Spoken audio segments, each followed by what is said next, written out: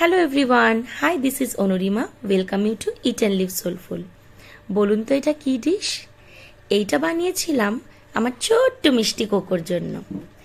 ভিডিওটা মোটামুটি বলতে পারেন গত বছরের ভিডিও, আমার পোস্ট করা হয়নি, একটু দেরি হয়ে গেল বটে। তো আমি কোকোকে নানান রকম জিনিস অনেক দিন থেকেই খাওয়াই, অর্থাৎ এই ধরুন ডিম, বিভিন্ন রকম ফল, টক দই, মাছ অর্থাৎ জিওল মাছ, সব কিছুই খাওয়াই মোটামুটি 8 মাস 9 মাস বয়স থেকে। এবং ওকে চিকেনটা আমি 12 মাস না হলে খাওয়াইনি। তো আস্তে আস্তে ওকে আমি চিকেনের স্টিউ করে খাওয়ানো শুরু করলাম, বিভিন্ন ভেজিটেবলস দিয়ে বা হয়তো শুধুই আদা রসুন পেঁয়াজ দিয়ে চিকেনটাকে বয়েল করে নিয়ে চিকেনটাকে ছোট ছোট পিসেস করে যাতে ওর খেতে সুবিধা হয়, এইভাবে আমি খাওয়ানো শুরু করি।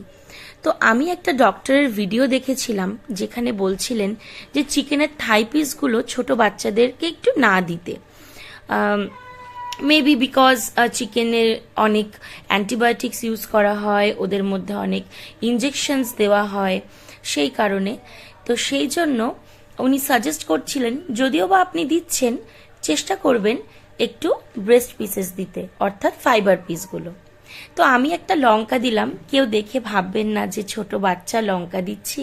আমি একটা গোটা লঙ্কা দিয়েছি, প্রথমত ফ্লেভারের জন্য, দ্বিতীয়ত যদি একটুও ঝালের জুসেস ওর মধ্যে মানে ইনফিউজ হয় সেইটুকু ওর অভ্যেসের জন্য, কারণ আস্তে আস্তে বাড়ির খাবারের সাথে ওকে অভ্যস্ত করতে হবে। তো নইলে বিভিন্ন জায়গায় ওকে নিয়ে যাব কি করে, ওর টেস্ট বাডসগুলো আরেকটু ম্যাচিওর হবে কি করে। আর এই যে যেটা দেখছেন, আমি টমেটোসগুলো এইভাবে চিপে চিপে ওর ভেতর থেকে আমি ওর বীজগুলো, জুসেসগুলো বার করি, এবং এটা খেতে কোকো খুব ভালোবাসে। আমি ওকে বলি এসো এসো এসো, টমেটোর রস খাবো, টমেটোর রস খাবো। তো এটা ও খুব খুব পছন্দ করে। এই কথায় কথায় বলতে বলতে হয়ে গেল আমার চিকেন স্টিউ। আমি দিয়েছিলাম অল্প একটু আদা রসুন বাটার, একটু জাস্ট হালকা করে সটে করে।